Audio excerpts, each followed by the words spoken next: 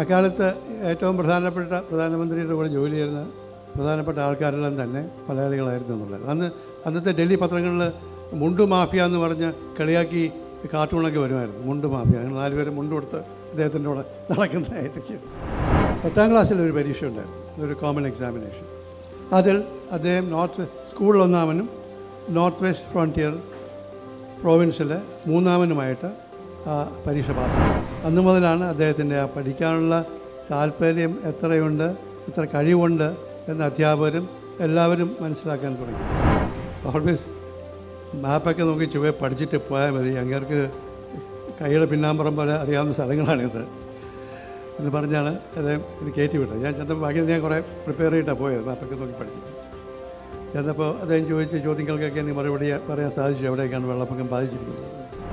ഓഫീസിൽ വന്ന് വസന്തനോട് പറഞ്ഞു, വസന്തൻ ഇങ്ങനെ പ്രശ്നം ഉണ്ടായിട്ടുണ്ട്, പോയെന്ന് ശരിയാക്കണമെന്ന് പറഞ്ഞു. വസന്തൻ പോയി പ്രശ്നം ഉടനെ തീർത്തു. അവിടെ ചെന്ന് ആ കടലാസെടുത്ത് കീർക്കണം, ഒരു പ്രശ്നം തീർന്നു. വളരെ വളരെ വിലപ്പെട്ടൊരു ചോദ്യമാണത്. എനിക്ക് എൻ്റെ അറിവ് വെച്ച് മാത്രം അതിന് മറുപടി പറയാൻ സാധിക്കുമെന്ന് എനിക്ക് തോന്നുന്നില്ല.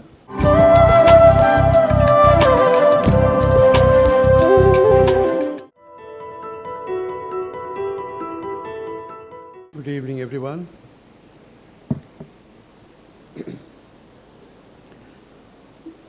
കേരള നിയമസഭയുടെ അന്താരാഷ്ട്രീയ പുസ്തകമേളയിൽ ഭാരതീയ ജനാധിപത്യത്തെക്കുറിച്ച് പ്രസിദ്ധ ഗ്രന്ഥകാരനായ ജോസി ജോസഫുമായി ഒരു ചർച്ചയ്ക്കായി എന്നെ ക്ഷണിച്ച സംഘാടകരോട്, പ്രത്യേകിച്ച് ആദരണീയനായ സ്പീക്കറോട് എൻ്റെ നന്ദി ഞാൻ പ്രകടിപ്പിക്കുന്നു. ഇത് വലിയ ഒരു ബഹുമതി തന്നെയാണ്. നിർഭാഗ്യവശാൽ ജോസിക്ക് ഇന്ന് ഡൽഹിയിൽ നിന്ന് ഇവിടെ എത്താൻ കഴിയുകയില്ല എന്ന് എന്നെയും സംഘാടകരെയും പിന്നീട് അറിയിക്കുകയാണ് ഉണ്ടായത്. ജോസിയുടെ ബുദ്ധിമുട്ട് എനിക്ക് മനസ്സിലാക്കാൻ സാധിക്കും. അദ്ദേഹത്തിൻ്റെ നേതൃത്വത്തിലുള്ള കോൺഫ്ലുവൻസ് മീഡിയ ഒരു വളരെ പ്രധാനപ്പെട്ട നെറ്റ്ഫ്ലിക്സ് സീരീസ് ഇന്ന് ഡൽഹിയിൽ റിലീസ് ചെയ്യുകയാണ്. വിക്രമാദിത്യ മോത്വനെ ഡയറക്റ്റ് ചെയ്ത ബ്ലാക്ക് വാറൻറ്റ് എന്ന സീരീസാണ് അത്. കുപ്രസിദ്ധമായ തിഹാർ ജയിലിലെ കഥകളാണത്രേ ഇതിൽ ചിത്രീകരിച്ചിരിക്കുന്നത്. ഈ സംരംഭം വിജയിക്കട്ടെ എന്നാണ് എൻ്റെ ആശംസയും. ജോസി ജോസഫും ഞാനും നാട്ടുകാരാണ്. വേമ്പനാട്ടുകായലിലെ ഏറ്റവും വലിയ ദ്വീപായ പള്ളിപ്പുറം ദ്വീപിലെ അടുത്തടുത്ത 2 ഗ്രാമങ്ങളിൽ നിന്നാണ് ഞങ്ങൾ വരുന്നത്. ജോസിയുടെ പിതാവ് എൻ്റെ 2ഓ 3ഓ വർഷം ജൂനിയറായി ഞാൻ പഠിച്ച തൈക്കാട്ടുശ്ശേരി SMH ഹൈസ്കൂളിൽ തന്നെ പഠിച്ച ശേഷം പല ചെറിയ ജോലികൾ ചെയ്ത് കുടുംബം പുലർത്തി. 4 മക്കൾക്കും നല്ല വിദ്യാഭ്യാസം അദ്ദേഹം നൽകി. അതിലദ്ദേഹം പ്രത്യേക ശ്രദ്ധ ചെലുത്തി. ജോസിയെ കഴക്കൂട്ടം സൈനിക് സ്കൂളിലാണ് അയച്ചത്. അദ്ദേഹത്തിൻ്റെ 4 മക്കളും, ജോസിയുടെ പിതാവിൻ്റെ 4 മക്കളും അവരവരുടെ പാതകളിലൂടെ ഇന്ന് വളരെ വലിയ നല്ല നിലയിലാണ്. ഇനിയും ഉയരുമെന്നുള്ളതിനും സംശയമില്ല. ഡോക്ടർ മൻമോഹൻ സിംഗിനെ കുറിച്ച് അനുസ്മരിക്കുന്ന ഒരു പ്രസംഗത്തിൽ എന്തുകൊണ്ടാണ് ഞാൻ ജോസി ജോസഫിനെക്കുറിച്ചും അദ്ദേഹത്തിൻ്റെ കുടുംബത്തെക്കുറിച്ചും ഇത്രയും സംസാരിക്കുന്നതെന്ന് നിങ്ങൾക്ക് ഒരു സംശയമുണ്ടാകാം. ഭാരതീയ ജനാധിപത്യത്തിൻ്റെ അടിസ്ഥാനം വിദ്യാഭ്യാസമാണ് എന്ന സത്യമാണ് ഡോക്ടർ മൻമോഹൻ സിംഗിൻ്റെ ജീവിതം തെളിയിക്കുന്നത് എന്ന് ഞാൻ വിശ്വസിക്കുന്നു. ജോസി ജോസഫിനെ പോലെ ഗ്രാമീണ പശ്ചാത്തലത്തിൽ നിന്ന് ഉയർന്നു വന്നവരും മന്ത്രിമാരും പ്രധാനമന്ത്രിമാരും ഒക്കെ ആയില്ലെങ്കിലും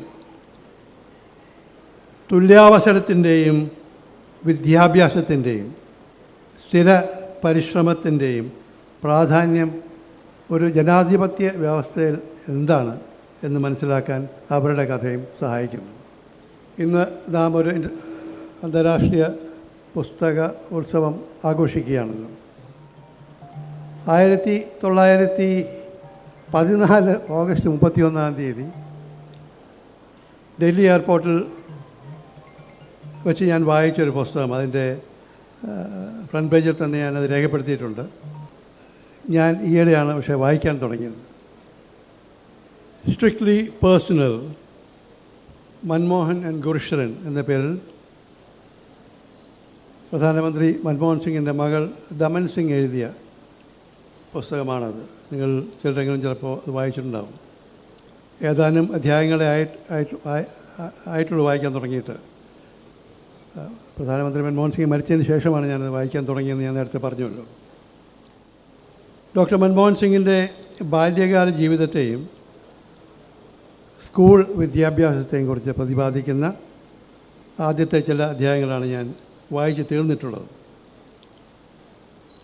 അവിഭക്ത ഭാരതത്തിലെ, അവിഭക്ത പഞ്ചാബിലെ ജലം ജില്ലയിലെ ഗാ എന്ന ഗ്രാമത്തിലാണ് അദ്ദേഹം ജനിച്ചത്. ഇന്ന് ഒരു ജില്ലാ തലസ്ഥാനമാണ് ആയ ചക്വാൽ എന്ന സ്ഥലം വരെ അന്ന് പാസഞ്ചർ ട്രെയിനിൽ പോകാമായിരുന്നു, പെഷാവറിൽ നിന്നും മറ്റും. ചക്വാലിൽ നിന്ന് 35 മൈൽ ബസ്സിൽ യാത്ര ചെയ്തതിന് ശേഷം 1 മണിക്കൂർ നടന്നാൽ മാത്രമേ അദ്ദേഹത്തിൻ്റെ ഗ്രാമത്തിൽ എത്താൻ സാധിക്കുമായിരുന്നു. അത്രയും വിദൂരമായ ഒരു ഗ്രാമത്തിലാണ് അദ്ദേഹം ജനിച്ചത്. അദ്ദേഹത്തിൻ്റെ അമ്മ, അദ്ദേഹം കുഞ്ഞായിരിക്കുമ്പോൾ തന്നെ മരിച്ചു. അദ്ദേഹം അമ്മയെ ഓർക്കുന്നില്ല. അതിനുശേഷം അച്ഛൻ 2 പ്രാവശ്യം വിവാഹം കഴിക്കുകയുണ്ടായി. അച്ഛൻ ഗുർമീത് സിംഗ് ഒരു ഡ്രൈ ഫ്രൂട്ട് കച്ചവടം നടത്തുന്ന ഒരു കടയിലെ ഒരു കമ്മീഷൻ ഏജൻറ്റിൻ്റെ ക്ലാർക്കായിട്ടാണ് ജോലി ചെയ്യുന്നത്. നിങ്ങൾക്കറിയാവുന്ന മാതിരി അഫ്ഗാനിസ്ഥാനിൽ ഡ്രൈ ഫ്രൂട്ട് കച്ചവടം വളരെ പ്രധാനമാണ്. അത് ഇന്ത്യയിൽ കൊണ്ടുവന്ന് ഇന്ത്യ മുഴുവൻ വിൽക്കുന്നത് വളരെ ലാഭകരമായ ഒരു ബിസിനസ്സായിരുന്നു ഒരു കാലത്ത്. ഇപ്പോഴും ആ കമ്മീഷൻ ഏജൻറ്റിൻ്റെ ഒരു ക്ലാർക്കായിരുന്നു അദ്ദേഹം. വലിയ ജോലിയൊന്നും ആയിരുന്നില്ല എന്ന് അർത്ഥം. അപ്പോൾ അത് കാരണം അദ്ദേഹം മിക്കവാറും യാത്രയിലായിരുന്നു കൂടുതൽ സമയം. അപ്പാപ്പൻ്റെയും അമ്മാമ്മയുടെയും കൂടെയാണ് അദ്ദേഹം ഗ്രാമത്തിൽ ജീവിച്ച് വളർന്നത്. ആദ്യമായി സ്കൂളിൽ ചേർന്നതും ആ കുഗ്രാമത്തിൽ തന്നെയായിരുന്നു. വിഭജന കാലത്ത് ആ ഗ്രാമവുമായിട്ടുള്ള എല്ലാ ബന്ധവും വേർപ്പെടുത്തേണ്ടി വന്നു. അദ്ദേഹത്തിൻ്റെ പിതാമഹൻ, അദ്ദേഹത്തിന് വളരെ ഇഷ്ടമുണ്ടായിരുന്ന പിതാമഹൻ അന്നത്തെ ലഹളയിൽ കൊല്ലപ്പെടുകയും ചെയ്തു ആ ഗ്രാമത്തിൽ വെച്ച്. ആ ഗ്രാമത്തിൽ അദ്ദേഹത്തിനുണ്ടായിരുന്ന കുറച്ച് സ്ഥലം, ചെറിയ വീടും കുറച്ച് സ്ഥലമൊക്കെ ഉണ്ടായിരുന്ന മുഴുവൻ പോയി, ഒന്നും തിരിച്ചു കിട്ടിയില്ല. അങ്ങനെ ആ ഗ്രാമത്തെക്കുറിച്ച് അദ്ദേഹത്തിന് വേദനിപ്പിക്കുന്ന വേദനകളാണ് ഉണ്ടാകേണ്ടത്. എന്നിരുന്നാലും താൻ ജനിച്ചു വളർന്ന ആ ഗ്രാമത്തോടുള്ള അദ്ദേഹത്തിൻ്റെ അഭിനിവേശം എന്നേക്കും തുടർന്നു. അദ്ദേഹം പ്രധാനമന്ത്രിയായി കഴിഞ്ഞ പാകിസ്ഥാൻ പ്രസിഡന്റ് പർവേഷ് മുഷറഫ് ആ ഗ്രാമത്തിൻ്റെ ഒരു ഛായാചിത്രം, ഒരു വാട്ടർ കളർ പെയിൻറ്റിങ് അദ്ദേഹത്തിന് സമ്മാനിക്കുകയുണ്ടായി. ആ ഗ്രാമത്തിൽ അദ്ദേഹം പഠിച്ച സ്കൂളിന് ഇന്ത്യൻ പ്രധാനമന്ത്രി എന്നുള്ള നിലയ്ക്ക് അദ്ദേഹം കുറേ ധനസഹായം ചെയ്തു എന്നൊക്കെ ഞാൻ വായിക്കുകയുണ്ടായി. പക്ഷേ എനിക്ക് നേരിട്ടറിയാവുന്ന ഒരു കാര്യമുണ്ട്. 2005 2006 കാബൂൾ നദിയിൽ ഒരു വലിയ വെള്ളപ്പൊക്കമുണ്ടായി. ഞാൻ 2005 2003 മുതൽ 2005 വരെ ഞാൻ കേരളത്തിലെ DGPയും പോലീസ് മേധാവിയായിരുന്നു. അതിനുശേഷം 2005 ഞാൻ ഡൽഹിയിൽ പോയി. 2005 മുതൽ 2007 വരെ ഞാൻ അദ്ദേഹത്തിൻ്റെ കൂടെ റോ എന്നറിയപ്പെടുന്ന രഹസ്യ വിവര ശേഖരണ ശാഖയുടെ ചീഫായിട്ട് ജോലി ചെയ്തു. ആ കാലത്ത് ആണ് ഈ കാബൂൾ നദിയിൽ ഒരു വെള്ളപ്പൊക്കം ഉണ്ടായത്. കാബൂൾ നദി എന്ന് പറയുന്നത് അഫ്ഗാനിസ്ഥാനിൽ തുടങ്ങി, അഫ്ഗാൻ ഭാഷയിൽ അതിന് ദാരിയ കബോൾ എന്നാണ് പറയുക. അത് ഒഴുകി വന്ന് പാകിസ്ഥാനിലെ അറ്റോക്ക്, അതായത് അന്നത്തെ ഭാരതത്തിലെ അറ്റോക്കിനടുത്ത് വെച്ച് സിന്ധു നദിയിൽ വന്നു ചേരുന്നു. ഒരു വലിയ നദി പിന്നെ സിന്ധു നദിയിൽ വന്ന് ചേരുകയാണ്. ആ നദിയിലൊരു വെള്ളപ്പൊക്കമുണ്ടായാൽ എന്തായിരിക്കും നമുക്ക് ഊഹിക്കാം. അതിൻ്റെ ആ അറ്റോക്കിനടുത്തായിട്ടാണ് ഈ ചക്വാൽ എന്നൊക്കെ പറയുന്ന മൻമോഹൻ സിംഗ് വളർന്ന സ്ഥലങ്ങൾ. അവിടെ ഒരു വെള്ളപ്പൊക്കം ഉണ്ടായെന്ന് കേട്ടപ്പോൾ അന്ന് ഭാരതത്തിൻ്റെ രഹസ്യ വിവര ശേഖരണത്തിന് ചുമതലയുണ്ടായിരുന്ന എന്നെ അദ്ദേഹം വിളിപ്പിച്ചു. ആ പാകിസ്ഥാനിലെ ആ സ്ഥലത്തെ നടക്കുന്നത് എന്താണെന്നുള്ള എല്ലാ വിവരങ്ങളും ശേഖരിച്ചുകൊണ്ട് അദ്ദേഹത്തെ പോയി കാണുവാൻ പറഞ്ഞു. അപ്പോൾ ഞാൻ അദ്ദേഹത്തിൻ്റെ മുറിയിലേക്ക് കയറുമ്പോൾ അന്നത്തെ ദേശീയ സുരക്ഷിത ഉപേക്ഷ national security adviser Shri M K Narayanan, അദ്ദേഹം മലയാളിയാണ്, നിങ്ങൾക്കറിയാവുന്നതായിരുന്നു. അദ്ദേഹം പ്രധാനമന്ത്രിയുടെ മുറിയിൽ നിന്ന് ഇറങ്ങി വരുന്നുണ്ടായിരുന്നു. അദ്ദേഹത്തിനോട് എന്താ കാര്യം, ഞാൻ പറഞ്ഞിങ്ങനെ ചക്വാളിലെ വെള്ളപ്പൊക്കത്തെക്കുറിച്ച് ഉള്ള ഡീറ്റെയിൽസ് അദ്ദേഹം ചോദിച്ചിട്ടുണ്ട്. അദ്ദേഹം പറഞ്ഞ ഹോർമിസ്, എൻ്റെ ആദ്യത്തെ പേര് ഹോർമിസാണ്. ഹോർമിസ് മാപ്പൊക്കെ നോക്കി ചുവ പഠിച്ചിട്ട് പോയാൽ മതി, അങ്ങേർക്ക് കൈയുടെ പിന്നാമ്പുറം പോലെ അറിയാവുന്ന സ്ഥലങ്ങളാണിത് എന്ന് പറഞ്ഞാണ് അദ്ദേഹം എനിക്ക് കയറ്റി വിട്ടത്. ഞാൻ ചെന്നപ്പോൾ ബാക്കി ഞാൻ കുറേ പ്രിപ്പയർ ചെയ്തിട്ടാണ് പോയത്, മാപ്പൊക്കെ നോക്കി പഠിച്ചിട്ട്. ചെന്നപ്പോൾ അദ്ദേഹം ചോദിച്ച ചോദ്യങ്ങൾക്കൊക്കെ എനിക്ക് മറുപടി പറയാൻ സാധിച്ചു, എവിടെയൊക്കെയാണ് വെള്ളപ്പൊക്കം ബാധിച്ചിരിക്കുന്നത്. പക്ഷേ അദ്ദേഹം സംസാരിച്ചപ്പോൾ ആ നാടിനെക്കുറിച്ചുള്ള അദ്ദേഹത്തിൻ്റെ അറിവ് വളരെ വ്യക്തമായിട്ട് പുറത്തു വന്നു. അദ്ദേഹം പറഞ്ഞു, ഈ നദി ഇങ്ങനെ വന്ന് ഇവിടെ വളയും, പിന്നെ ഇങ്ങോട്ട് വളയും, ഇവിടെ 2 മരമുണ്ടെങ്കിൽ അത്ര. ഇനി അദ്ദേഹം ചെറുപ്പകാലത്ത് ഓടിക്കളിച്ച് നടന്ന തീരദേശങ്ങളായിരുന്നിരിക്കുന്നത്, ഈ അരുവിത്തീരമായിരുന്നിരിക്കുന്നത്. അപ്പോൾ ആ നാടിനെക്കുറിച്ച് അദ്ദേഹത്തിനുള്ള ആ ഓർമ്മ, ആ സ്നേഹം ഒരിക്കലും പോയിരുന്നില്ല. അതുകൊണ്ടായിരിക്കണം അദ്ദേഹം പ്രധാനമന്ത്രിയായിരിക്കുമ്പോൾ പാകിസ്ഥാനുമായിട്ട് സമാധാനം ഉണ്ടാക്കാൻ ഒരു വലിയ ശ്രമം അദ്ദേഹം നടത്തുകയുണ്ടായി. നിങ്ങൾക്കറിയാമല്ലോ. രമൻ സിംഗിൻ്റെ പുസ്തകത്തിൽ തൻ്റെ പിതാവ് പഠിച്ച വിദ്യാലയങ്ങളുടെ വിവരണങ്ങൾ നൽകിയിട്ടുണ്ട്. അതാണ് എന്നെ ഏറ്റവും അത്ഭുതപ്പെടുത്തിയത്. ഗാ എന്ന് പറഞ്ഞ ഈ കുഗ്രാമത്തിൽ 4ാം ക്ലാസ് വരെ പഠിച്ചു. അതിനുശേഷം ചക്വാൾ അടുത്ത ടൗണിൽ പോയി സ്കൂൾ വിദ്യാഭ്യാസത്തിന് തുടർന്നു. കുറച്ച് നാൾ കഴിഞ്ഞപ്പോൾ അദ്ദേഹത്തിൻ്റെ പിതാവ് അദ്ദേഹം പെഷാവറിലായിരുന്നു. അദ്ദേഹം പെഷാവർ കുറച്ചുകൂടെ വലിയ നഗരമാണ് അന്നും ഇന്നും. അങ്ങോട്ട് കൊണ്ടുപോയി പിന്നെ അവിടെ ആണ് പഠിക്കാൻ തുടങ്ങി. അവിടെ ഒരു ഖാൽസ ഹൈസ്കൂളിൽ അദ്ദേഹം ചേർത്തു. ഖാൽസ ഹൈസ്കൂൾ എന്ന് പറഞ്ഞാൽ സിഖുകാർ തന്നെ നടത്തുന്ന ഒരു സ്കൂളിൽ അദ്ദേഹത്തെ ചേർത്തു. അത് 1945. അപ്പോൾ ഈ കാലത്തൊക്കെ ഞാൻ പറഞ്ഞ മാതിരി അദ്ദേഹത്തിൻ്റെ കുടുംബം വലിയ വരുമാനം ഉള്ള കുടുംബമൊന്നുമല്ല. വളരെ ബുദ്ധിമുട്ടിയാണ് അദ്ദേഹം പഠിച്ചിരുന്നത്. എന്നിട്ട് 1945 ഈ പെഷാവർ ഇരിക്കുന്ന സ്ഥലം നോർത്ത് വെസ്റ്റ് ഫ്രോണ്ടിയർ പ്രോവിൻസിൻ്റെ ഭാഗമാണ് അന്നും ഇന്നും. ഇപ്പോൾ അതിൻ്റെ പേര് മാറ്റിയെങ്കിലും നോർത്ത് വെസ്റ്റ് ഫ്രോണ്ടിയർ പ്രോവിൻസാണ് അന്നറിയപ്പെട്ടിരുന്നത്. അതിൻ്റെ തലസ്ഥാനമായിരുന്നു. നോർത്ത് വെസ്റ്റ് ഫ്രോണ്ടിയറിലെ എല്ലാ സ്കൂളുകൾക്കും വേണ്ടി നമ്മുടെ SSLC മാതിരി 8ാം ക്ലാസ്സിൽ ഒരു പരീക്ഷ ഉണ്ടായിരുന്നു, ഒരു കോമൺ എക്സാമിനേഷൻ. അതിൽ അദ്ദേഹം സ്കൂളിൽ 1ാമനും നോർത്ത് വെസ്റ്റ് ഫ്രോണ്ടിയർ പ്രോവിൻസിലെ 3ാമനുമായിട്ട് ആ പരീക്ഷ പാസ്സായി. 8ാം ക്ലാസ്സിലെ പരീക്ഷ. അന്നു മുതലാണ് അദ്ദേഹത്തിൻ്റെ ആ പഠിക്കാനുള്ള താല്പര്യം എത്രയുണ്ട്, എത്ര കഴിവുണ്ട് എന്ന് അധ്യാപകരും എല്ലാവരും മനസ്സിലാക്കാൻ തുടങ്ങിയത്. അതിനുശേഷം അദ്ദേഹത്തിന് മുമ്പോട്ടുള്ള യാത്ര ഒന്നിനു പുറകെ ഒന്നായിട്ട് ഉള്ള പഠനകാര്യങ്ങളിലുള്ള വിജയങ്ങളുടെ ഒരു കഥ തന്നെയായിരുന്നു, ഒരു വിജയഗാഥ തന്നെയായിരുന്നു. പക്ഷേ അദ്ദേഹം പഠിച്ച സ്കൂളുകളും കോളേജുകളും എല്ലാം പേരുകേട്ട സ്കൂളുകളൊന്നും ആയിരുന്നില്ല അതിനുശേഷം എന്നുള്ള കാര്യം ഓർക്കുമ്പോഴാണ് നമ്മുടെ ഭാരതത്തിൽ ഏത് ചെറിയ സ്കൂളിൽ പഠിക്കുന്ന കുട്ടിക്കും അധ്വാനിക്കുകയാണെങ്കിൽ ഏറ്റവും ഉയരത്തിലേക്ക് ഉയരാൻ സാധിക്കും എന്നുള്ള വാസ്തവമാണ് അദ്ദേഹത്തിൻ്റെ ജീവിതത്തിൽ കൂടി നമുക്ക് കാണിച്ചു തന്നിരിക്കുന്നത്.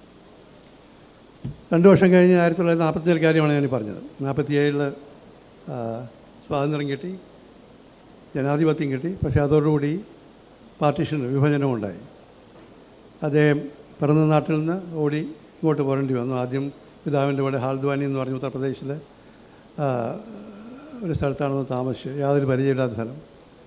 അന്നും ഈ പുസ്തകത്തിൽ പറഞ്ഞിട്ടുണ്ട് അദ്ദേഹത്തിന് താല്പര്യം അടുത്തുള്ള ഗ്രാമത്തിലെ ലൈബ്രറിയിൽ പോയിരിക്കുക എന്നുള്ളതായിരുന്നു. പിതാവ് എപ്പോഴും പല ജോലിയൊക്കെ ആയിട്ട് ഓടി നടക്കുകയായിരിക്കും. ആ ഒരു വായനയിലും പഠിത്തത്തിലുമുള്ള താല്പര്യം വീണ്ടും വീണ്ടും അദ്ദേഹത്തെ മുമ്പോട്ട് കൊണ്ടുപോയി എന്നുള്ളതാണ് ഞാൻ പറയുവാൻ ശ്രമിക്കുന്നത്. ഇന്ത്യയിലേക്ക് പിറന്നു നാറുവിട്ട് ഇന്ത്യയിലേക്ക് മാറി താമസിക്കേണ്ടി വന്ന ആ പാവം പയ്യന് ഇന്ത്യയിലെ പ്രധാനമന്ത്രിയാകാൻ സാധിച്ചത് നന്നായി പഠിക്കുന്നവന് നല്ല അവസരം കിട്ടുമെന്ന് ഇന്ത്യൻ ജനാധിപത്യം ഉറപ്പാക്കിയത് മൂലമാണ്. അതൊരു വലിയ കാര്യമാണ്. നമ്മളെല്ലാം പഠിച്ചു വരുമ്പോൾ ഇതൊന്നും നമുക്കൊരു പ്രശ്നമായിട്ട് ഒരിക്കലും തോന്നിയിട്ടില്ല. പക്ഷേ പഠിത്തം തന്നെ പ്രശ്നമായിട്ടുള്ള എത്രയോ സ്ഥലങ്ങൾ നമ്മുടെ നാട്ടിലുണ്ട്. അവിടെ നിന്ന് വന്ന ഒരാൾ ഇന്ത്യൻ പ്രധാനമന്ത്രിയായെന്നുള്ളത് അദ്ദേഹത്തിൻ്റെ മരണശേഷമാണെങ്കിൽ നമ്മൾ ആലോചിക്കുമ്പോൾ അതിൻ്റെ സാങ്കത്യം നമുക്ക് മനസ്സിലാകും. പ്രിയ സുഹൃത്തുക്കളെ, ഈ വാസ്തവം പറഞ്ഞാൽ ഡോക്ടർ മൻമോഹൻ സിംഗിൻ്റെ ഓർമ്മകൾ പങ്കുവയ്ക്കുവാൻ എന്നേക്കാൾ യോഗ്യരായ പലരും തിരുവനന്തപുരത്തിനുണ്ട്. ശ്രീ TK അയ്യപ്പൻകുട്ടി നായർ 10 വർഷത്തോളം അദ്ദേഹത്തിൻ്റെ പ്രിൻസിപ്പൽ പ്രൈവറ്റ് സെക്രട്ടറി ആയിരുന്നു. പ്രിൻസിപ്പൽ പ്രൈവറ്റ് സെക്രട്ടറി എന്ന് പറഞ്ഞാൽ പ്രധാനമന്ത്രിയുടെ എല്ലാ കാര്യങ്ങളും കോർഡിനേറ്റ് ചെയ്യുന്ന, എല്ലാ വിവരങ്ങളും അറിയാവുന്ന ഏറ്റവും അടുത്ത സഹപ്രവർത്തകനാണ്. അദ്ദേഹം ഇവിടെയുണ്ട്. പിന്നെ Shri KM Chandrasekhar cabinet secretary ആയിരുന്നു, അദ്ദേഹം ഇവിടെയുണ്ട്.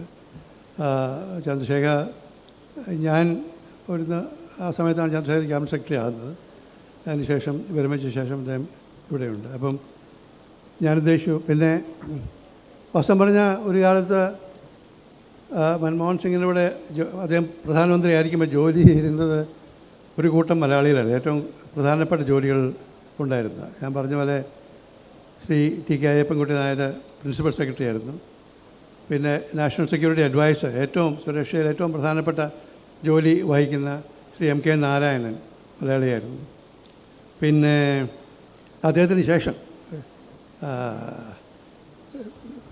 അതായത് MK നാരായണന് ശേഷം നാഷണൽ സെക്യൂരിറ്റി അഡ്വൈസറായതും മലയാളിയായ ശിവശങ്കർ മേനൻ തന്നെയാണ്. പിന്നെ അന്ന് പിന്നെ ഞാൻ റോയുടെ ചീഫായിട്ടുണ്ടായിരുന്നു. ഞാൻ ഓർക്കുന്നു 2006 തിരുവോണ ദിവസം, അന്ന് പല സുരക്ഷാ പ്രശ്നങ്ങളും ദേശീയ സുരക്ഷാ പ്രശ്നങ്ങളും കൂടി വരുന്ന ആ കാലഘട്ടത്തിൽ പ്രധാനമന്ത്രി എല്ലാ മുഖ്യമന്ത്രിമാരുടെയും ഒരു യോഗം വിളിച്ചു കൂട്ടി. അദ്ദേഹത്തിൻ്റെ ഔദ്യോഗിക വസതി തന്നെ എല്ലാവർക്കും ഒരു വലിയ ഹാളുണ്ട്, അവിടെ വെച്ചിട്ടായിരുന്നു. അപ്പോൾ നമ്മുടെ എല്ലാ സംസ്ഥാനങ്ങളിലെയും മുഖ്യമന്ത്രിമാർ അവിടെ വന്നിട്ടുണ്ടായിരുന്നു.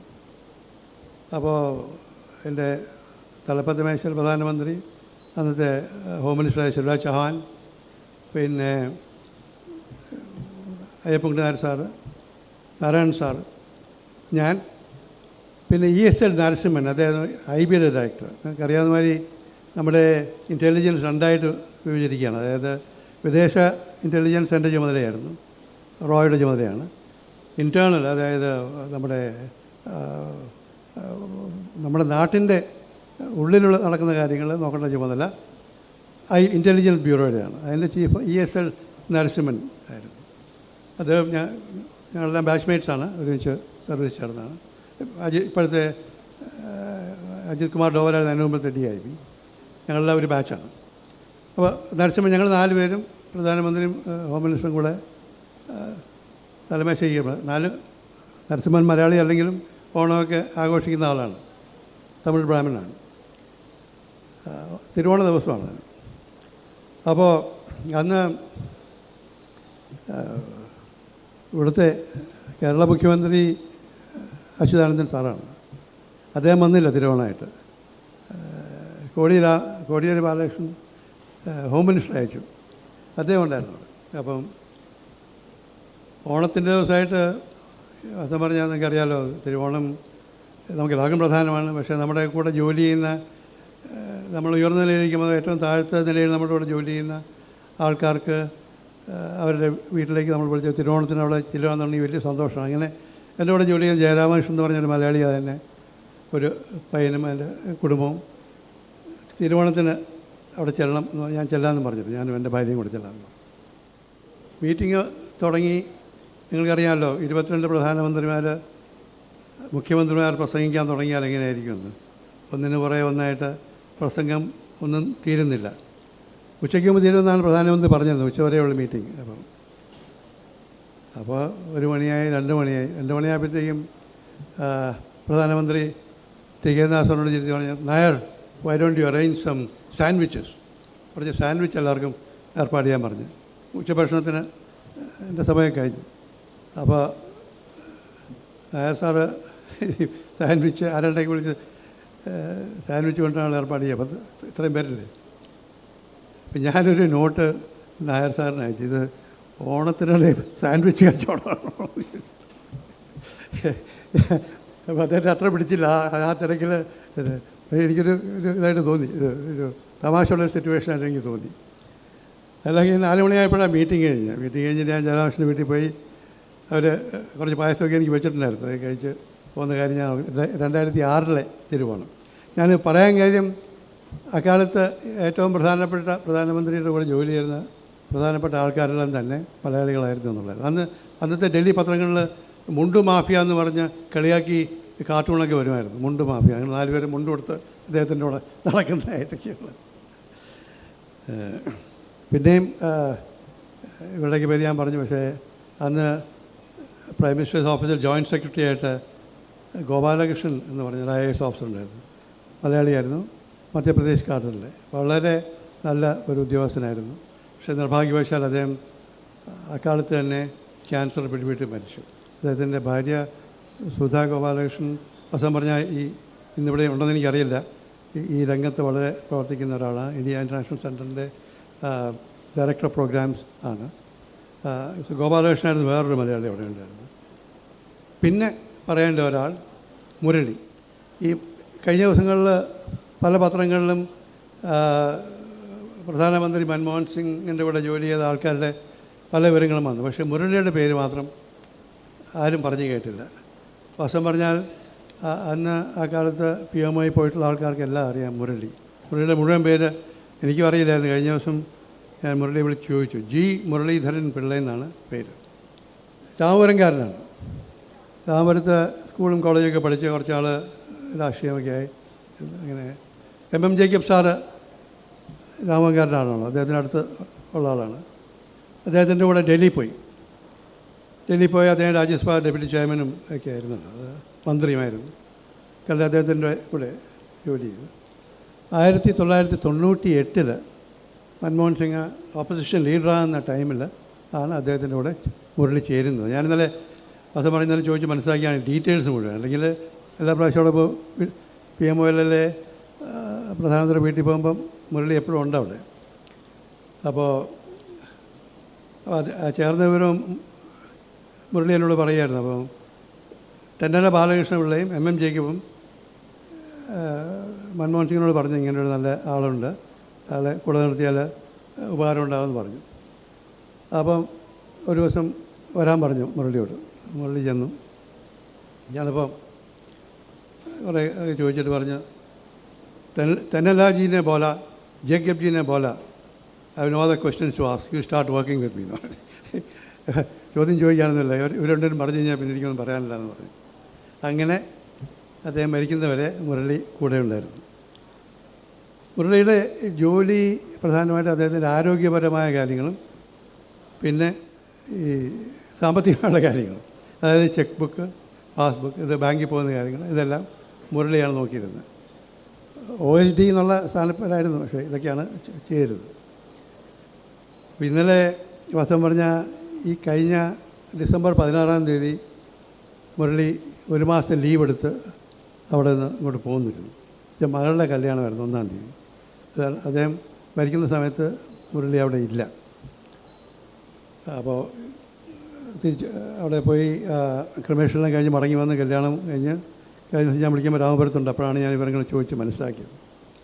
ഈ പാസ്ബുക്കും ചെക്ക് ബുക്കും ഒക്കെ അദ്ദേഹത്തിൻ്റെ കയ്യിലാണ്. ബാങ്കിൻ്റെ കാര്യം മുരളി പറഞ്ഞ അദ്ദേഹത്തിന് യാതൊരു വിവരമില്ല. പിന്നെ ഫൈനാൻസ് മിനിസ്റ്ററായിരുന്നു. ഇന്ത്യയിലെ ഏറ്റവും വലിയ സാമ്പത്തിക മാറ്റങ്ങൾ വരുത്തിവെച്ച അദ്ദേഹത്തിന് ഈ ബാങ്കിലെ കാര്യങ്ങൾ വലിയ പിടിയൊന്നുമില്ലായിരുന്നാണ് മുരളി പറഞ്ഞത്. ATM ഉപയോഗിക്കുന്നില്ലായിരുന്നു. ATMൽ അദ്ദേഹത്തിന് തീരെ വിശ്വാസമില്ലായിരുന്നു. അപ്പോൾ ഈ ഓരോ പ്രത്യേക വളരെ ഡെപ്പോസിറ്റിനും ഇൻട്രസ്റ്റ് കൂടുതലൊക്കെയുള്ള അതൊക്കെ മുരളി പോയി പറയുമ്പോഴത്തേക്കും അദ്ദേഹത്തിന് മനസ്സിലാകത്തില്ല. അങ്ങനെ ഈ പറഞ്ഞാൽ എല്ലാ മാസവും ഒരു അദ്ദേഹത്തിന് ഈ UN പെൻഷൻ കിട്ടുന്നതൊക്കെ മുരളി പറയാതെ അക്കൗണ്ട് കീപ്പ് ചെയ്യാൻ ഒരു ബുദ്ധിമുട്ടുമില്ല, വരവ് ഇത് മാത്രമേ ഉള്ളൂ, പെൻഷനും പ്രധാനമന്ത്രി എന്നുള്ളതൊക്കെ കിട്ടുന്ന ശമ്പളവും, വേറെ യാതൊരു വിധത്തിലുള്ള ഇതുമില്ല. എല്ലാ മാസവും ഒരു തുകയും അദ്ദേഹത്തിനോട് പറഞ്ഞു, അത് പറയുന്നില്ല, ഭാര്യയ്ക്ക് വീട്ടു ചെലവിന് കൊടുക്കും. ബാക്കി എല്ലാ വീടുകളിലും ചെയ്യുന്ന മാതിരി അങ്ങനെ ഉള്ള കാര്യങ്ങൾ ഒന്നും പുറത്ത് വന്നിട്ടില്ല. വാസ്തവം പറഞ്ഞാൽ പത്രക്കാരൊന്നും മുരളിയെക്കുറിച്ച് അറിയാഞ്ഞിട്ടായിരിക്കും. അദ്ദേഹം പ്രൈം മിനിസ്റ്റർ അയക്കുന്ന 10 കൊല്ലം കൂടെ ഉണ്ടായിരുന്നു. അത് കഴിഞ്ഞിട്ടും മുരളി അദ്ദേഹത്തിൻ്റെ കൂടെ തന്നെ നിന്നു. ഇപ്പോൾ ഇനിയിപ്പോൾ തുടരുകയില്ലെന്ന് അറിയില്ല. കഴിഞ്ഞ വർഷം ഞാൻ അദ്ദേഹത്തെ ശ്രീ മൻമോഹൻ സിംഗിനെ കാണാൻ പോയി, തീരെ സുഖമില്ലായിരിക്കുന്ന സമയത്ത്. അപ്പോൾ ആദ്യം എന്നോട് പറഞ്ഞത് ആരെയും കാണുന്നില്ല ഈ രോഗസ്ഥിതി കാരണം. അവസാനം എന്നോട് വരാൻ പറഞ്ഞു. ഞാൻ ചെന്നപ്പോഴത്തേക്കും വീൽ ചെയറിലാണ് അദ്ദേഹം പുറത്തേക്ക് വന്നത്. അപ്പം മരുന്നിനോട് ഞാൻ പറഞ്ഞു, ഇങ്ങനെ എന്തെങ്കിലും വിഷമം തോന്നുകയാണെന്നുണ്ടെങ്കിൽ കണ്ണു കാണിച്ചാൽ ഞാൻ പോയിക്കോളാം എന്ന് പറഞ്ഞിരുന്നു. അവർ പറഞ്ഞാൽ he is very comfortable with you, please keep talking to എന്ന് പറഞ്ഞു. 45 മിനിറ്റോളം എന്നോട് സംസാരിച്ചു. അദ്ദേഹത്തിൻ്റെ ഒരു പ്രത്യേകത, നമ്മൾ പറയുന്നത് കേട്ടുകൊണ്ടിരിക്കുന്നാൽ അപ്പോൾ ഒന്നും പറയല്ലോ, ഇടയ്ക്ക് പെട്ടെന്ന് എന്തെങ്കിലും പറയാതെ പറയുന്നതല്ല, ഉറച്ച സ്ഥലത്താണ് പറയുക. അങ്ങനെ ഞാൻ പക്ഷേ 45 മിനിറ്റോളം ഞാൻ സംസാരിച്ച് വളരെ എനിക്കിപ്പോൾ വളരെ സന്തോഷം തരുന്നൊരു കാര്യമാണ്. അതായത് ഒരു വർഷം മുമ്പാണെങ്കിലും അദ്ദേഹത്തെ പോയി അവസാനമായി എനിക്ക് കാണാൻ സാധിച്ചു എന്നുള്ളത്.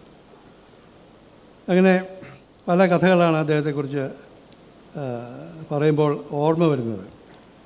ഈ വാസ്തവം പറഞ്ഞാൽ എൻ്റെ കുടുംബത്തിന്, എനിക്ക് മാത്രമല്ല, എൻ്റെ സഹോദരൻ ആൻ്റണി തരകൻ പോലീസിൽ തന്നെയായിരുന്നു, CRPF-ലായിരുന്നു.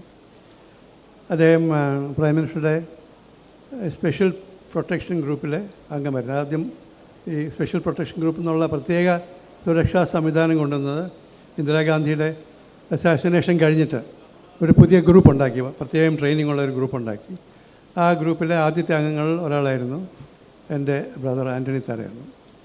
അപ്പോൾ അവൻ ഡൽഹിയിൽ പുതുതായിരുന്നു. ട്രെയിനിങ് എല്ലാം കഴിഞ്ഞ് അവിടെ ചെന്ന് പ്രധാനമന്ത്രിയുടെ കൂടെ പ്രധാനമന്ത്രി ഓഫീസിലേക്ക് കയറുന്ന സമയത്ത് ഒരു സ്റ്റേഴ്സ്, നിങ്ങൾ ചിലരെങ്കിലൂടെ പോയി കാണും PMOയിൽ, സ്റ്റേഴ്സ് കയറിയാണ് അദ്ദേഹത്തിൻ്റെ മുറിയിലേക്ക് പോകുന്നത്. അദ്ദേഹം കയറുന്ന സമയത്ത് ഒരു സർദാർജി ആപ്പടെ മുഷിഞ്ഞ വേഷമൊക്കെ ഇട്ട് ഒരു സർദാർജി സൈഡിൽ നിന്ന് ഓടി വരുന്ന കണ്ട് എൻ്റെ സഹോദരൻ ഇടയ്ക്ക് കയറി അദ്ദേഹം തടഞ്ഞു. അപ്പോൾ പ്രൈം മിനിസ്റ്റർ രാജീവ് ഗാന്ധി പറഞ്ഞു, you don't know who is doctor Manmohan Singh, RBI governor, don't stop എന്ന് പറഞ്ഞു. അപ്പോൾ കടത്തിവിട്ട് അദ്ദേഹം പോയി പ്രൈം മിനിസ്റ്ററുമായിട്ട് സംസാരിച്ചു. കുറേ സംസാരിച്ചിട്ട് മടങ്ങി വരുന്ന സമയത്ത് എൻ്റെ ബ്രദർ തന്നെയാണ് മൻമോഹൻ സിംഗിനെ കാറിലേക്ക് കൊണ്ടുപോയത്. പോകുന്ന വഴിക്ക് അവൻ അപ്പോളജൈസ് ചെയ്തു, സാറേ എനിക്ക് ആൾ മനസ്സിലായില്ല, അതുകൊണ്ടാണ് തടഞ്ഞത് എന്ന് പറഞ്ഞു. No you did. അപ്പോൾ ഒന്ന് പറഞ്ഞു, അതെ ഞാൻ പറഞ്ഞില്ലേ, നമ്മൾ പറയുന്നതിന് ഉടനെ ഒന്ന് മറുപടി പറയില്ല. കുറച്ച് കഴിയുമ്പോൾ no you did your duty എന്ന് മാത്രം പറഞ്ഞു. അത് കഴിഞ്ഞ് പിന്നെ കുറേ ദൂരം കൊണ്ട് നടക്കണം കാറിൻ്റെ അടുത്ത് ചെല്ലാനായിരുന്നു. കാറിൻ്റെ അടുത്ത് ചെന്ന് കാറ് കയറുന്നതിന് മുമ്പ് തിരിഞ്ഞ് എൻ്റെ ബ്രദറിനോട് പറഞ്ഞ്, in your job it is better to be overzealous. അതായത് നിങ്ങളുടെ സുരക്ഷാ ജോലിയിൽ കുറച്ച് ശക്തിയായിട്ട് തന്നെ കാര്യങ്ങൾ കൈകാര്യം ചെയ്യുന്നതാണ്, വളരെ കൂടുതൽ ശ്രദ്ധ പതിപ്പിക്കുന്നതാണ് നല്ലത്. അതായത് അവൻ ചെയ്തത് ശരിയായ ഒരു കാര്യം തന്നെയായിരുന്നു എന്നുള്ള നിലയ്ക്ക് ആ ഒരു കഥ എൻ്റെ ബ്രദർ കഴിഞ്ഞ ദിവസം എന്നോട് പറയുകയായിരുന്നു. അതുപോലെ എൻ്റെ മകൻ ഔസേബ് തരകൻ എന്നാണ് അവൻ്റെ പേര്, അപ്പു ഞാൻ വിളിക്കുക. നിങ്ങൾക്കെല്ലാവർക്കും പലർക്കും അറിയാവുന്ന മാതിരി ഡോക്ടർ മൻമോഹൻ സിംഗ് ആണ് ഇന്നിവിടെ ഗ്ലോബൽ സൗത്ത് എന്നൊക്കെ പറയുമല്ലോ. ഗ്ലോബൽ സൗത്തിൻ്റെ വാസ്തവം പറഞ്ഞ ആദ്യത്തെ ഒരു പ്രണേതാവ് ഡോക്ടർ മൻമോഹൻ സിംഗ് ആയിരുന്നു. സൗത്ത് കമ്മീഷൻ കഴിഞ്ഞ സൗത്ത് സെൻറ്റർ സെറ്റപ്പ് ചെയ്തത്, ജനീവയിൽ സൗത്ത് സെൻറ്റർ എന്ന് പറഞ്ഞ സ്ഥാപനം സെറ്റപ്പ് ചെയ്ത അദ്ദേഹമായിരുന്നു 1990-കളിൽ. ആ സൗത്ത് സെൻറ്ററിൽ അദ്ദേഹം മടങ്ങിപ്പോന്നു കഴിഞ്ഞിട്ടാണ് പ്രൈം മിനിസ്റ്റർ ആയി കഴിഞ്ഞിട്ട് എൻ്റെ മകൻ അവിടെ ജോലി ചെയ്തിട്ടുണ്ട്. ഒരു താഴ്ന്ന അവൻ്റെ ആദ്യത്തെ ജോലിയായിരുന്നു അത്. അപ്പോൾ സൗത്ത് സെൻറ്ററിൽ വാസ്തവം പറഞ്ഞാൽ സൗത്ത് സെൻറ്ററിൽ ജോലി പോകാൻ കാരണം തന്നെ മൻമോഹൻ സിംഗ് പ്രൈം മിനിസ്റ്റർ ആയി കഴിഞ്ഞ് അന്നത്തെ സൗത്ത് സെൻട്രൽ ഭാരവാഹികൾ അവരുടെ ബോർഡ് മീറ്റിംഗ് ഡൽഹി വെച്ച് നടത്തിയപ്പോൾ എൻ്റെ മകനന്ന് ഡൽഹിയിലുണ്ടായിരുന്നു. അവൻ ആ മീറ്റിങ്ങിന് പോയി ഒരു ആപ്ലിക്കേഷൻ അവർക്ക് കൊടുത്തു. ആ ആപ്ലിക്കേഷൻ ആണ് അവസാനം അവനെ വിളിക്കാൻ കാരണം. അത് വേറൊരു കഥ. അപ്പോൾ ഒരു വിധത്തിൽ പറഞ്ഞാൽ അവൻ്റെ ഒരു ഇപ്പോഴും ആ സൗത്ത് സെൻറ്ററിനോട് സംബന്ധമായ വേറൊരു ജോലിയിലാണ് ജന്യമായാലും ജോലി ചെയ്യുന്നത്. അപ്പോൾ അവൻ്റെ ജീവിതത്തിലും ഒരു വലിയ ഒരു മാറ്റം വരുത്താൻ മൻമോഹൻ സിംഗ് ഡയറക്റ്റായിട്ടല്ലെങ്കിലും ഇൻഡയറക്റ്റായിട്ട് കാരണമായി എന്ന് പറയുകയാണ്. പക്ഷേ ജനീവയിൽ അവൻ സൗത്ത് സെൻറ്ററിൽ ചെന്നപ്പോൾ അവൻ്റെ ഏറ്റവും വലിയ സുഹൃത്ത് വസന്തൻ എന്ന് പറഞ്ഞൊരു ശ്രീലങ്കൻ ആയിരുന്നു, അവിടെ തന്നെ ജോലി ചെയ്യുന്നത്. സുഹൃത്തെന്ന് പറഞ്ഞാൽ നമുക്കറിയാമല്ലോ, നമ്മളൊരു പുതിയ നാട്ടിൽ ചെല്ലുമ്പോഴത്തേക്ക് നമുക്കൊന്നും അറിയില്ല, എല്ലാം പറഞ്ഞു തരികയും സഹായിക്കുകയും ചെയ്യുന്ന ആൾ ഈ വസന്തനായിരുന്നു. വസന്തൻ ഡോക്ടർ മൻമോഹൻ സിംഗിൻ്റെ ഡ്രൈവറായിരുന്നു. അദ്ദേഹം സൗത്ത് സെൻറ്ററിലെ ചെയർമാനായിരിക്കുന്നു. ഇപ്പോഴും വസന്തൻ അദ്ദേഹം മരിച്ചു കഴിഞ്ഞപ്പോഴും ഫേസ്ബുക്കിൽ പോസ്റ്റ് ചെയ്തിട്ടുണ്ട്. വസന്തൻ ഒത്തിരി കഥകളുണ്ട് ഡോക്ടർ മൻമോഹൻ സിംഗിനെ കുറിച്ച് പറയാനായിട്ട്. ഒരു കഥ, ഡോക്ടർ മൻമോഹൻ സിംഗ് കാർ ഓടിക്കുമായിരുന്നു അവിടെ, പക്ഷേ വലിയ സാമർഥ്യമൊന്നുമില്ല അത് ഓടിക്കാനായിട്ട്. ഒരിക്കൽ വണ്ടി കൊണ്ടുപോയി പാർക്ക് ചെയ്യുമ്പോൾ അടുത്ത് പാർക്ക് ചെയ്യുന്ന കാറ് തട്ടി, കുറച്ച് ഡാമേജ് ഉണ്ടായിരുന്നു. അപ്പോൾ അതിൻ്റെ ആളവിടെ ഇല്ല. അപ്പോൾ അദ്ദേഹം ഒരു കാർഡിൽ അവിടെ എഴുതി വെച്ചത്, I M so and so, my car number so and so, this thing happen on account my, എന്നെ കോൺടാക്ട് ചെയ്താൽ മതി, ഞാൻ പേ ചെയ്തോളാം എന്നൊക്കെ പറഞ്ഞു. അത് എഴുതിയിട്ട് പോന്നു. ഓഫീസിൽ വന്ന് വസന്തനോട് പറഞ്ഞു, വസന്തൻ ഇങ്ങനെ പ്രശ്നം ഉണ്ടായിട്ടുണ്ട്, പോയെന്ന് ശരിയാക്കണമെന്ന് പറഞ്ഞു. വസന്തൻ പോയി പ്രശ്നം ഉടനെ തീർത്തു. അവിടെ ചെന്ന് ആ കടലാസ് എടുത്ത് കീറിക്കളഞ്ഞു. ഒരു പ്രശ്നം തീർന്നു.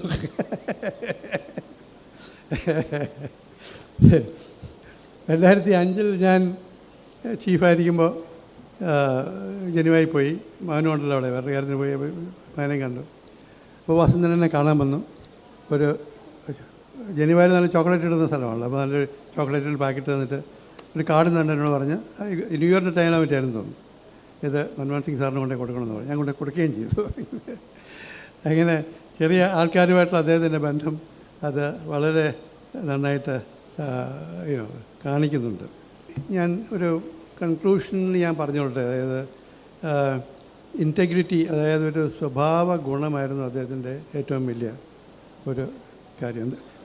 ഈ ഇൻറ്റഗ്രിറ്റിയെക്കുറിച്ച് പറയുമ്പോൾ എന്താണ്, അവൻ സ്വഭാവ ഗുണം മാത്രമല്ല, നാം ചെയ്യുന്ന തെറ്റ് സമ്മതിക്കുക, അല്ലെങ്കിൽ നാം ശരിയെന്ന് വിചാരിക്കുന്ന കാര്യം ചെയ്യുമ്പോൾ അതിൽ പരാജയമാണ് ഉണ്ടാകുന്നതെങ്കിലും അത് കണക്കാക്കാതെ മുമ്പോട്ട് പോവുക.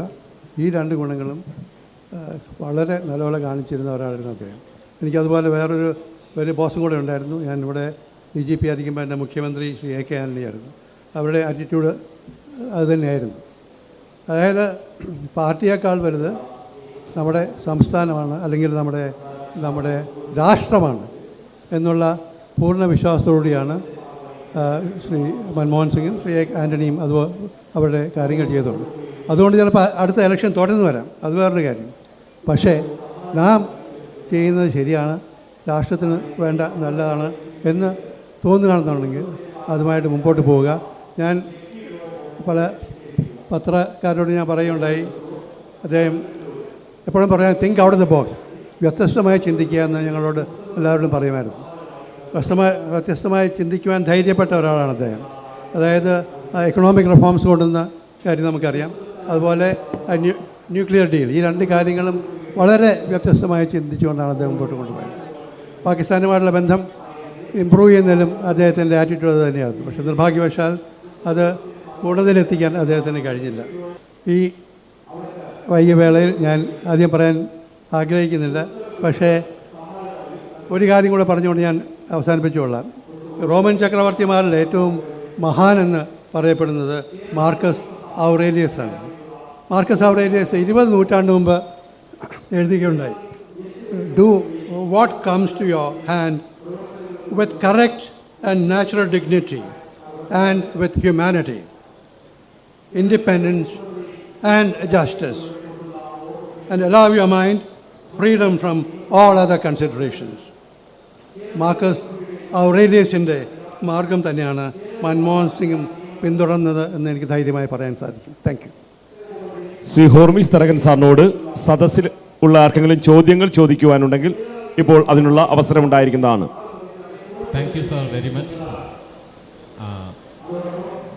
ഇന്ത്യയിലെ ഒരു പ്രധാനമന്ത്രിയോട് ഇത്രയും അടുത്ത് ഇടപഴകി ഔദ്യോഗിക ജീവിതം നിർവഹിക്കുകയും അതിൽ ഒരുപാട് കാര്യങ്ങളോട് പങ്കുവയ്ക്കുകയും ചെയ്തു. നല്ലൊരു തുറന്ന സംവാദമായിരുന്നു. സാറ് എൻ്റെ മനസ്സിൽ പണ്ടേ തോന്നിയൊരു സംശയമാണ്, സാധാരണ ഇന്ത്യ പോലുള്ള രാജ്യം ഒരു രാഷ്ട്രീയക്കാരന് മാത്രമേ ഭരിക്കാൻ സാധിക്കുകയുള്ളൂ. എൻ്റെ ഒരു വിശ്വാസം അങ്ങനെ ആയിരുന്നു. അത് ഈ രാഷ്ട്രീയ പരിചയം അല്ലെങ്കിൽ ഡിസിഷൻ മേക്കിങ്ങിൽ താഴെ തട്ട് മുതൽ രാഷ്ട്രീയ പ്രവർത്തനം നടത്തി വരുന്ന ഒരാൾക്കും മൻമോഹൻ സിംഗിനെ പോലെ തീർത്തും ഒരു അക്കാഡമിക് മേഖലയിൽ നിന്ന് വരുന്ന ഒരാൾക്കും ഈ ഡിസിഷൻ മേക്കിംഗ് വലുതായിട്ട് വരുന്നില്ല. ഇപ്പോൾ RBI ഗവർണറായിരുന്നാലും ഫിനാൻസ് സെക്രട്ടറി ആയിരുന്നപ്പോഴും ഒന്നും ഡിസിഷൻ മേക്കിംഗ് സാമ്പത്തിക മേഖലയിൽ മാത്രമേ ഉണ്ടായിരുന്നുള്ളൂ. പക്ഷേ ഒരു ഇന്ത്യൻ പ്രധാനമന്ത്രി അങ്ങനെയല്ല. വലിയ വലിയ ഡിസിഷൻസ്, ഒരുപാട് തീരുമാനങ്ങൾ എടുക്കേണ്ടതാണ്. സാറിന് എപ്പോഴെങ്കിലും തോന്നിയിട്ടുണ്ടോ ഈ അക്കാഡമിഷ്യനായ മൻമോഹൻ സിംഗ്, അക്കാഡമിഷ്യൻ മാത്രമായിരുന്ന മൻമോഹൻ സിംഗ് ഒരു ഹാൻഡിക്യാപ്ഡ്നെസ് അല്ലെങ്കിൽ ഒരു എന്താ പറയുന്ന ഒരു ഡിസഡ്വാൻറ്റേജ് എപ്പോഴെങ്കിലും ഉണ്ടായിട്ടുണ്ടോ ഡിസിഷൻ മേക്കിങ്ങിൽ ഇന്ത്യൻ പ്രധാനമന്ത്രി ആയിരിക്കുമ്പോൾ എന്നുള്ളതാണ് എൻ്റെ ഒരു സംശയമാണ് സാർ. എൻ്റെ ഒരു എൻ്റെ പെർസ്പെക്റ്റീവിൽ വന്ന ഒരു തെറ്റാണെങ്കിൽ ഇത് ഇവിടെ തിരുത്തപ്പെടും. That a politician can only manage Indian administration. ഇത് വളരെ ഇൻട്രസ്റ്റിംഗ് ആയിട്ടൊരു ക്വസ്റ്റ്യനാണത്. അത് വളരെയധികം ചർച്ച ചെയ്യപ്പെട്ടൊരു കാര്യം മാത്രമാണ്. അപ്പം എനിക്ക് ഒരു പൂർണ്ണമായൊരു മറുപടി പറയാൻ സാധിക്കുകയില്ല. വസ്തുത പറഞ്ഞാൽ ഒരു അക്കാഡമിക് ബാക്ക്ഗ്രൗണ്ട് ഉള്ള ഒരാൾക്ക് വളരെ കോംപ്ലക്സ് ആയിട്ടുള്ള നമ്മുടെ രാഷ്ട്രീയ ചുറ്റുപാടിൽ തീരുമാനങ്ങൾ എടുക്കുവാനും അത് ഇംപ്ലിമെൻ്റ് ചെയ്യാനുമുള്ള കഴിവ് ഉണ്ടാകണമെന്നില്ല. അത് നാച്ചുറലായിട്ട് വരണമെന്നുമില്ല. അതുകൊണ്ട് ഒരു അയോഗ്യതയായിട്ട് അത് കണക്കാക്കാമോ ഇല്ലയോ എന്നുള്ളത് വളരെ ചർച്ച ചെയ്യപ്പെടുന്നൊരു കാര്യമാണ്. ഇപ്പോൾ പലരും അക്കാലത്ത് തന്നെ ശ്രീ മൻമോഹൻ സിംഗിൻ്റെ സ്റ്റൈലും ശ്രീ പ്രണബ് മുഖർജിയുടെ സ്റ്റൈലും കമ്പയർ ചെയ്യുകയാണിത്. ഒരാൾ വളരെ പ്രാക്ടിക്കലുള്ള ഒരാൾ വളരെ പ്രണബ് മുഖർജി സ്റ്റൈൽ ഡിഫറെൻ്റ് ആയിരുന്നാണ് ഞാൻ പറയുന്നത്, തെറ്റാണെന്നല്ല ഞാൻ പറയുന്നത്. അപ്പോൾ പലരും കമ്പയർ ചെയ്യുന്നൊരു കാര്യമാണത്. വളരെ വളരെ വിലപ്പെട്ടൊരു ചോദ്യമാണത്. എനിക്ക് എൻ്റെ അറിവ് വെച്ച് മാത്രം അതിന് മറുപടി പറയാൻ സാധിക്കുമെന്ന് എനിക്ക് തോന്നുന്നില്ല. Thank you sir. എൻ്റെ പേര് ഗുജറാതി അശോക് എന്നാണ്. നേരത്തെ ചോദിച്ച ചോദ്യവുമായി ബന്ധപ്പെട്ട തുടർച്ചയായ ഒരു വിഷയമാണ്. മൻമോഹൻ സിംഗ് സാറിനെ എപ്പോഴും വളരെ കാര്യമായി ശ്രദ്ധിക്കുന്ന ഒരു വ്യക്തിയായിരുന്നു ഞാൻ. 2004-2005 തോന്നുന്നു 2G സ്പെക്ട്രം ആ കേസ് വരുന്ന സമയത്ത് ഒരു നിർണായകമായ പ്രശ്നം മുന്നിലുണ്ടായിരുന്നു.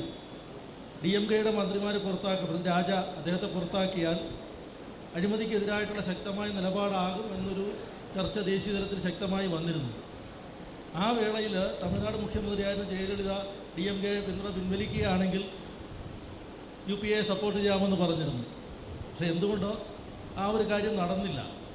അത് അഴിമതിക്കെതിരായിട്ടുള്ള പോരാട്ടത്തിലും ജനാധിപത്യത്തിൻ്റെ മുന്നോട്ടുള്ള പ്രയാണത്തിലും ഒരു വഴിത്തിരിവായി എന്നാണ് തോന്നുന്നത്. പിന്നീട് നിരവധി അഴിമതി ആരോപണങ്ങൾ വരികയും അഴിമതി സ്ഥാപനവൽക്കരിക്കപ്പെടുകയും ചെയ്യുന്ന ഒരു സാഹചര്യത്തിലേക്ക് പോയിട്ടുണ്ട്. അപ്പോൾ ഒരു രാഷ്ട്രീയ നേതാവ് എന്ന നിലയിലും ഭരണകർത്താവ് എന്ന നിലയിലും രാഷ്ട്രീയ സമ്പ്രദായത്തിൽ തീരുമാനമെടുക്കാൻ കഴിഞ്ഞിരുന്നില്ല. പക്ഷേ അതൊരു ചരിത്രപരമായ വഴിത്തിരിവാണെന്ന് തോന്നുന്നു. അതിനെപ്പറ്റി സാറിൻ്റെ അഭിപ്രായം എന്താണെന്നാണ്? ഞാൻ നേരത്തെ വ്യക്തമാക്കിയ മാതിരി എൻ്റെ ജോലി വിദേശത്തുള്ള പ്രശ്നങ്ങൾ കൈകാര്യം ചെയ്യുക എന്നുള്ളതായിരുന്നു. ഈ ഒരു ഇൻറ്റേർണലായിട്ടുള്ള രാഷ്ട്രീയ പൊളിറ്റിക്കലായിട്ടുള്ള കാര്യങ്ങൾ ആ ചുമതല എനിക്കുണ്ടായിരുന്നില്ല. അതുകൊണ്ട് ഇതിനെക്കുറിച്ച് ആധികാരികമായിട്ട് എനിക്ക് പറയാൻ കഴിയില്ല. അതുതന്നെയല്ല, ഞാൻ 2005 മുതൽ 2007 വരെ ആണ് ഞാനുണ്ടായിരുന്നത്. ആ കാലത്ത് ഇങ്ങനെയുള്ള പ്രശ്നങ്ങളൊന്നും ഉണ്ടായിരുന്നില്ല. 2009 വരെ അത് കഴിഞ്ഞിട്ടാണ് ഈ പ്രശ്നങ്ങളൊക്കെ ഉണ്ടായത്.